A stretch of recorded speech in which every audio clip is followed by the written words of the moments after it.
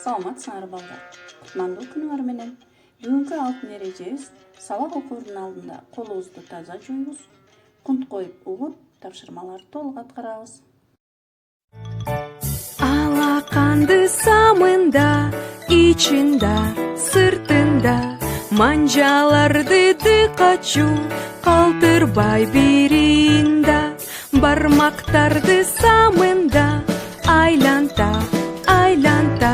тырмактарды унутпа, болсун таптаза.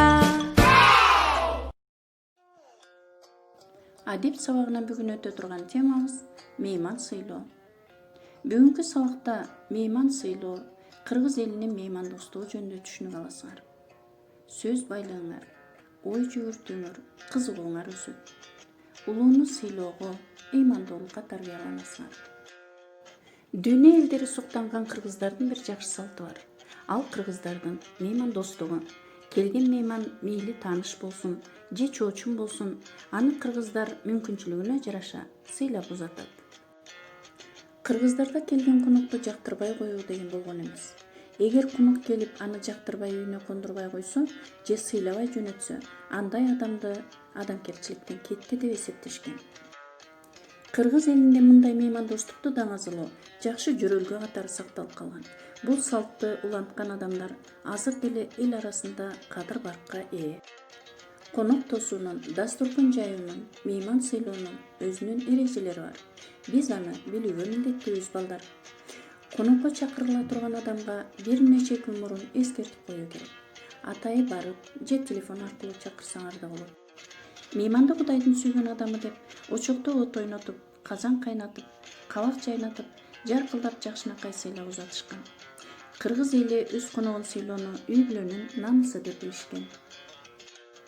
Кыргыз кандай абалда жашабасын конок тосууга даяр болгон. Бул элибиздин кең пейилдүүлүгүнөн, меймандостугунан кабар берет. Канча бут кирсе, ошончо кут кирет. Конок үйдүн куту, конок келсе береке деген сөздөр буга күбө. Кыргыздар сыйдын да, сыйлоонун да кадырына жеткен калк. Кыргыз элинде мейман сыйлоодо жазылбаган эрежелер ыйык деп эсептелген нормалар бар. Дастурканга отуруп тамак ичүүдөн эмне адамдын маданиятын билип койсо болот. Мейманга барганда салам айтуу сенин биринчи милдетиң. Дастурканга ашыгып кол сунба. Учуру келгенде алгач нандан ууз тий. Анан өзүңө жакыныраак коюлган даамдардан жеп отур. Оозуңда тамак болсо сүйлөбө. Отурганда тиешеси жок кепти баштаба. Эч качан дастурканга колуңду жуубай отурбагын. Кол арчы жок болуп калса, башка бир нерселерге колуңду арчыбагын. Кол арчы сурашың керек. Тамактанып бүткөн соң дастуркандан шашып турба. Бардыгы бата алганда, сен да бата алып турасың. Бата кылган соң колубузду жууп, үйеси менен коштошобуз. Кетээрде рахмат айтууну унутпашыбыз керек. Адеп китебелердин 19-20 бетинде конокто деген текст бар. Бул текстти жакшылап окуп чыгабыз, түшүнөбүз. Андан кийин эже байкелериңер менен бойлошуп окуп чыккыла.